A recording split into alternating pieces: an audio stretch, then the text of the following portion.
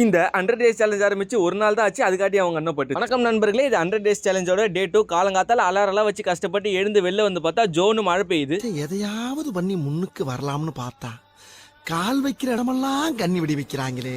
இது சரி தட்டி விடாமல் எப்பயும் போகிற ஸ்பாட்டுக்கு போகாமல் அது ஒரு 1.5 கிலோமீட்டர்ஸ் வரும். வீட்டாண்ட பார்த்தீங்கன்னா ஒரு 1 கிலோமீட்டர்ஸ் அரௌண்ட் வரும். அது வந்து பார்த்தீங்கன்னா ஒரு 2 ரெப்பு போயிட்டு வந்தேன். டோட்டலாக 20 மினிட்ஸ் 2 கிலோமீட்டர் ஆஃப் ரன்னிங் போயிட்டு வந்தேன். ரன்னிங் பண்ணால் தொப்பை கட்டையே நஞ்சு வந்தேன். எங்கள் அம்மா பார்த்து கேள்வி கேட்கறதுக்காக குளிச்சுட்டு காலேஜுக்கு ரெடி ஆகிட்டேன். எடுத்துக்கின ப்ரோட்டீன் பார்த்தீங்கன்னா 3 முட்டையும் வந்து பார்த்தீங்கன்னா ஒரு தோசையை சாப்பிட்டேன். சாப்பிட்டு முடிச்சுட்டு காலேஜுக்கு போய் 6 hours புக்கு கூட போராடி திருப்பி வீட்டுக்கு வரதுக்காட்டி ஒரு வழி ஆகிட்டேன்.